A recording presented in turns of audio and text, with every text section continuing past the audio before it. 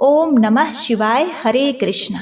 प्रिय भक्तगणों, इस बार 2025 में भाद्रपद पूर्णिमा वाले दिन ग्रहण लगने वाला है। जरूर बरतें यह सावधानियां। 7 सितंबर दिन रविवार को साल का दूसरा व आखिरी चंद्र ग्रहण लगेगा और यह ग्रहण भारत में दिखाई देगा। इसके लिए सूतक भी मान्य होगा। चंद्र ग्रहण के समय पृथ्वी पर राहु का प्रभाव बहुत बढ़ जाता है। इसके लिए ग्रहण के दौरान शुभ काम करने की मनाही होती है। साथ ही खान पान से भी परहेज करने की सलाह दी जाती है। अनदेखी करने से व्यक्ति पर बुरा असर पड़ता है। तो आइए जानते हैं कि ग्रहण के दौरान क्या करना चाहिए, क्या नहीं करना चाहिए, कौन सी सावधानी अत्यंत जरूरी है, सूतक का समय क्या होने वाला है, ग्रहण कब शुरू हो रहा है, कब समाप्त हो रहा है, कौन सी सावधानियां बरतनी बहुत जरूरी है, प्रेग्नेंट महिलाओं को इस दिन कौन से कार्य नहीं करने चाहिए। तो इस वीडियो को आप पूरा जरूर देखिएगा। इसमें आपको शास्त्रों में बताई गई सभी मुख्य चंद्र ग्रहण की संपूर्ण जानकारी देने वाली हूँ। यदि आप यह एक वीडियो देख लेते हैं तो यकीन मानिए इन सब बातों को ध्यान रखते हुए यदि जो सत्कर्म आप करेंगे उससे आपके पुण्यों की करोड़ों गुना वृद्धि होगी और सूतक काल में होने वाले पाप से भी आप बच जाएंगे। आप बहुत अच्छे से चंद्र ग्रहण का लाभ ले पाएंगे। तो देखिए, 7 तारीख दिन रविवार को पूर्णिमा है और इसी दिन से पंचक भी शुरू होने वाला है और इसी दिन से पितृपक्ष भी आरंभ हो रहा है। पूर्णिमा तिथि का श्राद्ध इसी दिन होने वाला है और विशेष बात यह है और इसी दिन चंद्र ग्रहण लगने वाला है। तो बहुत सारे योग का संयोग एक साथ बन रहा है। तो 7 तारीख रविवार को ग्रहण का मुख्य समय रहेगा रात्रि के 9:57 से लेकर रात्रि के 1:26 तक। तो कुल मिलाकर 3 घंटे 28 मिनट इतना लंबा चंद्र ग्रहण लगने वाला है।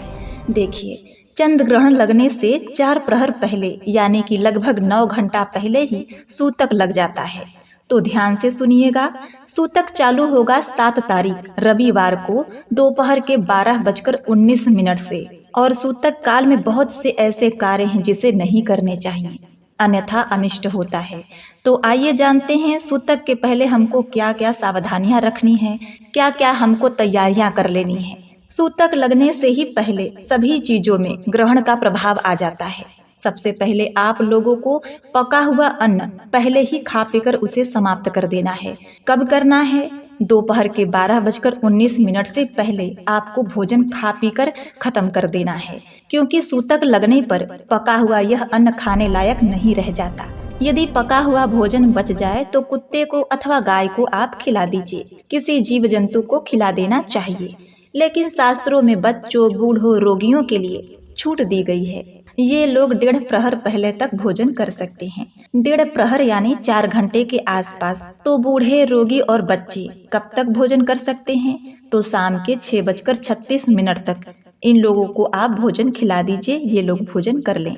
आप इस समय को नोट कर लीजिएगा। अब आप लोग यह सोचेंगे कि सूतक लगने पर तो पका हुआ अन्न दूषित हो जाता है, तो क्या उन्हें दूषित अन्न खिलाना उचित है?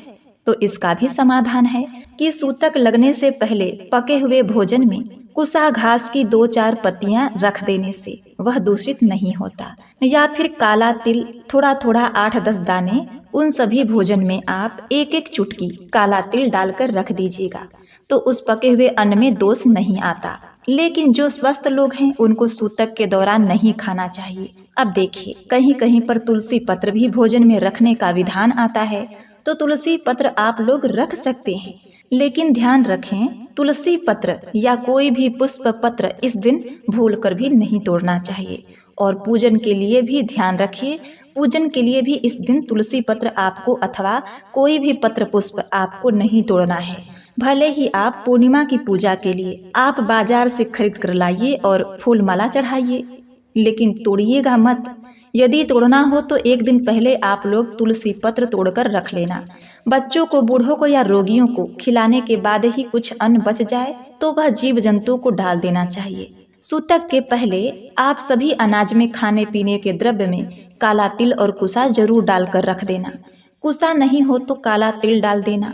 पीने वाले पानी में भी आपको काला तिल या कुसा डालकर रखना है। या जो भी पानी हम लोग यूज करेंगे टंकी का पानी हो या जो हम स्टोर करके रखते हैं, अथवा जो भी पीने वाला पानी हमने जो स्टोर करके रखा हुआ है, उसके अंदर, सबके अंदर सूतक लगने से पहले ही, दोपहर के 12 बजे से पहले ही इसमें कुस्सा या तिल या फिर तुलसी पत्र ध्यान से डाल दीजिएगा। यदि आप भूल जाएं तो फिर पानी आपको फेंकना पड़ेगा। यह पानी दूषित माना जाता है। लेकिन ग्रहण लगने के बाद आपको टॉयलेट और वॉशरूम का प्रयोग नहीं करना है। क्यों नहीं करना है? क्योंकि हेमाद्री आदि ग्रंथ में वर्णन आता है, ग्रहण के दिन, जिस दिन ग्रहण है 7 तारीख दिन रविवार को, पूरे दिन पत्ते, तिनके, लकड़ी और फूल नहीं तोड़ना चाहिए। बाल तथा वस्त्र नहीं निचोड़ना चाहिए। माताएं बहनें, आप लोग ग्रहण के दिन बाल नहीं धोना। शास्त्र इसके लिए बिल्कुल मना करते हैं। बाल निचोड़ना भी मना है। इस दिन वस्त्र निचोड़ना भी मना है। पूरे दिन वस्त्र आप नहीं धोना। ग्रहण काल खत्म हो जाए उसके बाद ही आपको वस्त्र धोना चाहिए। ग्रहण के समय ताला खोलना, सोना, मल मूत्र का त्याग करना, मैथुन करना और भोजन करना, यह सब कार्य वर्जित है।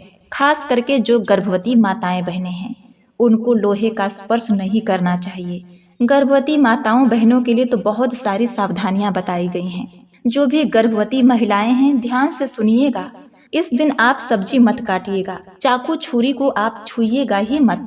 कोई भी धारदार चीज आपको नहीं छूनी है। जो दरवाजे की कुंडी होती है, उसको भी आपको नहीं छूना है। उसको भी खोलना या बंद करना नहीं है। आपको ताला भी बंद करना, खोलना नहीं है। सुई तक आपको नहीं छूना है। इन सब चीजों से आप बचिएगा। ग्रहण के समय कोई भी शुभ या नया कार्य शुरू नहीं करना चाहिए। यदि आपने सोच लिया है कि हम 7 तारीख को कोई नया कार्य शुरू करने वाले हैं, नई गाड़ी खरीदनी है अथवा कुछ नया मांगलिक कार्य करना है, तो बिल्कुल आप लोग मत करिएगा। वह आपके लिए विपरीत प्रभाव लेकर आएगा। ग्रहण के समय सोने से व्यक्ति रोगी होता है। रात के 10 बजे के बाद ग्रहण शुरू हो जाएगा, तो आप लोग बिल्कुल भी उस समय मत सोइएगा। रात के 10 बजे से लेकर रात के 1:30 बजे तक आपको सोना नहीं है। यदि आप इस दौरान सोते हैं तो वह व्यक्ति रोगी होता है, उसे शारीरिक रोग लग जाता है। अब देखिए, शास्त्रों में कहा गया है कि ग्रहण के दौरान मल त्यागने से व्यक्ति कीड़ा बनता है, स्त्री प्रसंग करने से मनुष्य अगले जन्म में सूअर बनता है और उपटन लगाने से व्यक्ति कोढ़ी बनता है। तो इस सब चीजों का आप लोग ध्यान रखिएगा कि ग्रहण से पहले और ग्रहण में स्नान करना चाहिए। यदि सीधी गंगा नदी आपके घर के निकट है तो ये अच्छी बात है, आप आराम से गंगा स्नान कर सकते हैं। लेकिन उसके बाद यह सुविधा नहीं है। वे नहाने के पानी में गंगा जल मिलाकर स्नान कर ले या हर हर गंगे कहते हुए नहा सकते हैं, क्योंकि यह बात शास्त्रों में कही गई है। सूतक में और ग्रहण खत्म होने के बाद आपको स्नान कर लेना चाहिए। मनुष्य ग्रहण के सूतक तथा मुक्ति में, यानी जब ग्रहण खत्म होता है उसमें स्नान नहीं करता, तो वह तब तक सूतकी ही रहता है जब तक वह दूसरा ग्रहण नहीं आ जाता। इस स्नान को मंत्र रहित ही करें, ऐसा ग्रंथों में लिखा है। कुछ लोग क्या करते हैं कि स्नान करते समय मंत्र जपते हैं, मंत्र को बोलते हैं। प्रिय भक्तों, स्नान का मंत्र अलग होता है, लेकिन हर हर गंगे कह के स्नान करना अच्छा है। हर हर गंगे कोई मंत्र नहीं है, यह गंगा जी का स्मरण है।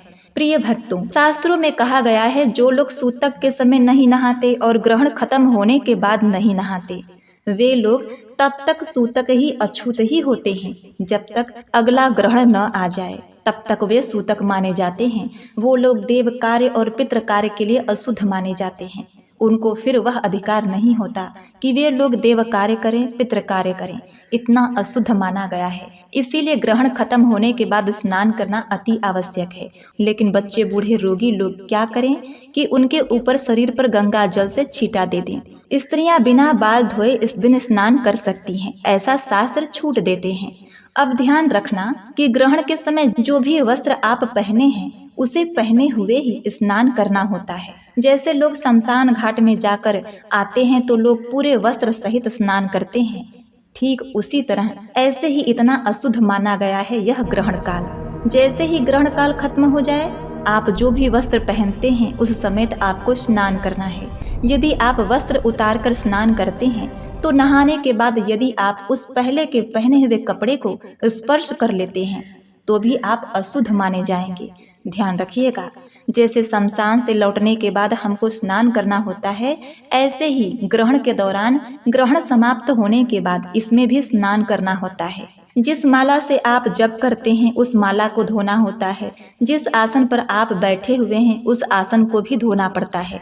तो देखिए प्रिय भक्तगणों, ग्रहण समाप्त हो रहा है रात्रि की 1:30 पर। तो आप सोचेंगे कि रात्रि में कौन नहाए, आप सुबह स्नान कर लेंगे तो कोई दिक्कत नहीं, आप सुबह ही नहा लीजिएगा, कोई बात नहीं। रात 1:30 पर ग्रहण जैसे ही समाप्त हो जाए आप लोग सो जाइएगा, लेकिन जिस बिस्तर पर आप सोएंगे वह पूरा का पूरा बिस्तर आपको धोना पड़ेगा। इस बात का आप लोग ध्यान रखिएगा। चटाई पर सोएंगे तो चटाई भी आपको धोनी पड़ेगी। तो इन सब बातों का आप लोग ध्यान रख के आप लोग सोइएगा। अब रात को स्नान के लिए मैं बोलूंगी कि रात को आप लोग बिल्कुल भी मत स्नान करिएगा। ये नहीं कि रात्रि के 1:30 बजे चंद्र ग्रहण समाप्त हुआ और आप स्नान कर लें, ऐसा मत करिएगा। ऐसा करने से आप बीमार पड़ जाएंगे। आप सुबह में ही स्नान करिएगा। जिस पर सोए हैं, जिस कपड़े को पहने हैं, जिस पर सोए हैं उसे धो दीजिएगा। जिस कपड़े को आप पहने हैं उसी को पहनकर नहा लीजिएगा। इस बात का आप ध्यान रखिएगा। अब आइए जानते हैं ग्रहण के समय हमको क्या करना है। शास्त्रों में कहा गया है जिस मंत्र का आप रोजाना जप करते हैं, यदि चंद्र ग्रहण में उस मंत्र का नहीं जप करते हैं तो वह मंत्र मलिन हो जाता है। इसलिए भले ही आप उसकी 10 मालाएं 12 मालाएं नहीं कर सकें, लेकिन एक माला जरूर करिएगा। भगवान वेद व्यास जी कहते हैं चंद्र ग्रहण के समय किया हुआ जप, ध्यान, सत्कर्म, दान, पुण्य, पितृ तर्पण, यह सब 1 लाख गुना अधिक बढ़ जाता है। इसीलिए तंत्र साधना करने वाले लोग, मंत्र साधना वाले लोग ग्रहण का खूब बेसब्री से इंतजार करते हैं।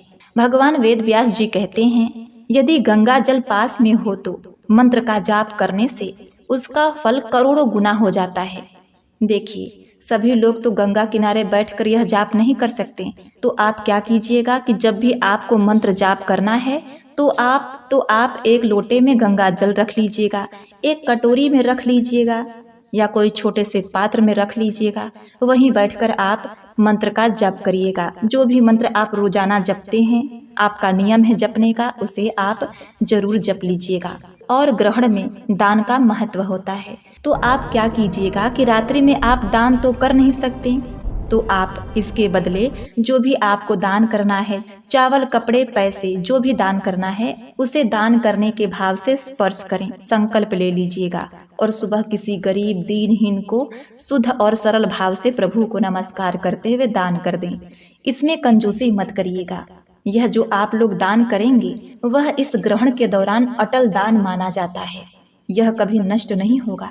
लेकिन पद्म पुराण में यह भी आता है कि यदि आप किसी दूसरे का अन्न ग्रहण के दौरान खाते हैं तो आपके 12 वर्ष का समस्त पुण्य एक झटके में नाश हो जाता है। तो ग्रहण के दिन, मैं पूरे दिन की बात कर रही हूँ, 7 तारीख को याद रखिएगा। इस दिन भूलकर भी आप लोग किसी के दान का अन्न मत खाइएगा।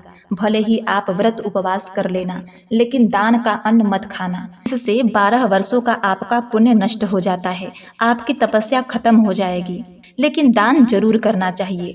अब आप सोचेंगे कि हम जिसको दान देंगे उसका पुण्य भी तो नाश हो जाएगा। नहीं, जिसको आवश्यकता है, दीनहीन, दुखी है, गरीब है, भिखारी है, आप उसको दान कर सकते हैं, उसका पुण्य नाश नहीं होगा। गाय को आप दान करें, हरा चारा खिलाएं, उसका पुण्य नहीं नाश होगा और आपको पुण्य मिलेगा। किसी गरीब गुरबा को आप दान करेंगे तो उससे आपको परमात्मा पुण्य देगा, उसकी अंतर आत्मा संतुष्ट होगी तो वह आपके लिए करोड़ों गुना अटल हो जाएगा। और कहा गया है कि ग्रहण के दौरान यदि आप तीर्थ का दर्शन करते हैं तो समस्त पापों का नाश होता है। गंगा जल का स्पर्श करते हैं तो अश्वमेध यज्ञ का फल मिलता है। तो इस दौरान आप गंगा जल का स्पर्श कर लीजिएगा, उसे ग्रहण कर लीजिएगा। जो मनुष्य चंद्र ग्रहण हो अथवा सूर्य ग्रहण हो उसमें श्राद्ध करता है तो उसने ब्राह्मणों के हाथों में मानो संपूर्ण भूमि ही दे दी, इसके बराबर उसे पुण्य मिलता है। अब देखिए, जो लोग ग्रहण में श्राद्ध नहीं करते उनके लिए शास्त्र कहते हैं कि वह कीचड़ में गौ के तुल्य दुखी होता है। जैसे कीचड़ में फंसी हुई गौ निकल नहीं सकती, वह दुख ही पाती है, ऐसे ही वह भी दुखी होता है। और भगवान श्री विष्णु जी स्वयं कहते हैं यदि आप ग्रहण काल में जो भी श्राद्ध करेंगे तो जब तक सूर्य और चंद्रमा का अस्तित्व रहेगा तब तक वह मनुष्य स्वर्ग में रहने का अधिकारी हो जाता है। उसके पितृ अखंड तृप्त होते हैं, उसके पितृ भी स्वर्ग में रहने के अधिकारी हो जाते हैं। तो यह विष्णु भगवान कह रहे हैं। और एक बात का ध्यान रखें, श्राद्ध के दौरान पके हुए अन्न से श्राद्ध नहीं करना चाहिए। अब आप लोग सोचेंगे कि ग्रहण तो रात्रि में शुरू हो रहा है, तो क्या हम श्राद्ध भी रात्रि में करेंगे? जी हाँ भक्तों, बिल्कुल। शास्त्र इस बात की आज्ञा देते हैं कि रात्रि को भी ग्रहण में श्राद्ध कर सकते हैं। यह बात वेद व्यास जी भी कहते हैं। अब आप लोग सोचेंगे हमारे माता पिता तो जीवित हैं, हम क्यों श्राद्ध करें? तो यह हमारी भारतीय संस्कृति को खंडित करने के लिए कुछ विधर्मी लोगों ने फालतू की अफवाहें फैला दी हैं कि जिसके माता पिता जीवित हैं वे लोग श्राद्ध नहीं कर सकते। बिल्कुल गलत बात है भक्तों। सभी लोगों को तर्पण श्राद्ध अवश्य करना चाहिए। माता पिता को आप अपने यहाँ पर अन्न जल से तृप्त करिए। जो लोग आपके पूर्वज हैं, जो पितर हैं, उनको आप जल से तृप्त करिए। और पितर आपके केवल पूर्वज ही नहीं होते, पितर लोक होता है, वहाँ के देवता होते हैं पितर। आपके भले ही आपके माता पिता जीवित हैं, लेकिन आप जो भी श्राद्ध कर्म करते हैं उन देवताओं तक पहुँचता है जो पितर लोक में हैं। इससे जितना आप तर्पण श्राद्ध करते हैं उससे कई गुना अधिक वे आपको लाभ प्रदान करते हैं। जो लोग श्राद्ध कर्म पुण्य कर्म करते हैं उनका जीवन भी सुचारू रूप से चलता है, उनका भविष्य उज्जवल होता है, उनके कुल खानदान में उत्तम संतान आती है। तो बालक हो, वृद्ध हो, नर हो, नारी हो, तर्पण इस दिन जरूर करिएगा। या तो एक व्यक्ति तर्पण करे तो आप उसका स्पर्श कर लेना, तो साथ में ही तर्पण मान लिया जाएगा। अब परिवार में 2-4 लोग हैं तो अलग अलग तर्पण नहीं करेंगे। एक कोई मुख्य व्यक्ति करे, आपके पिता करें तो आप उनको स्पर्श कर लेना, तो यह आपके द्वारा भी मान्य हो जाएगा। तो ऐसे आप लोग जरूर तर्पण कर लेना। ग्रहण के समय याद रखना, ग्रहण के दौरान पुस्तक और ग्रंथ पुराण नहीं पढ़े जाते। और जो माताएं बहनें पीरियड में हैं, रजस्वला हैं, वो लोग इस दिन जाप ध्यान कर सकती हैं। लेकिन एक बात का ध्यान रहे, जाप करते समय आप लोग ओम मत लगाइएगा। जैसे मान लीजिए कि आप ओम नमः शिवाय मंत्र का जाप करते हैं तो उसमें ओम मत लगाइएगा। नमः शिवाय, नमः शिवाय, नमः शिवाय, ऐसे आप लोग जाप कर सकती हैं। और पीरियड में रहने वाली महिलाएं और गंगा जी में सीधे स्नान नहीं कर सकती, लेकिन पानी में गंगा जल मिलाकर स्नान कर सकती हैं। सूतक के समय नकारात्मक जगहों पर न जाएं। ग्रहण के बाद स्नान ध्यान जरूर करें। सुविधा होने पर गंगा जल से स्नान करें। स्नान ध्यान के बाद विष्णु जी की पूजा करें। पूजा के समय महामृत्युंजय मंत्र का जाप करें। पूजा के बाद आर्थिक स्थिति अनुसार दान करें। उसके बाद भोजन ग्रहण करें। तो प्रिय भक्तगणों, इन सब बातों का ध्यान रखकर आप अपने ग्रहण का पुण्य लाभ पा सकते हैं और ग्रहण के दोष से बच सकते हैं। उम्मीद करती हूँ बताई गई संपूर्ण जानकारी आपको बहुत पसंद आई होगी। इसी तरह की महत्वपूर्ण जानकारियों और कथा कहानियों के लिए यदि आपने अभी तक हमारे चैनल प्रियंका धर्म गंगा को सब्सक्राइब नहीं किया है तो कृपया सब्सक्राइब कर लीजिए। वीडियो को लाइक शेयर कमेंट अवश्य करिएगा। वीडियो को लाइक और शेयर जरूर करिएगा ताकि अन्य लोगों को भी इसका लाभ पहुंच सके। तो भगवान भोलेनाथ और विष्णु जी की कृपा से आप लोगों का जीवन सदा हरा भरा और खुशहाल रहे। आप सदा उन्नति और प्रगति की ओर अग्रसर रहें। प्रेम से बोलिए नमः पार्वती पते हर हर महादेव।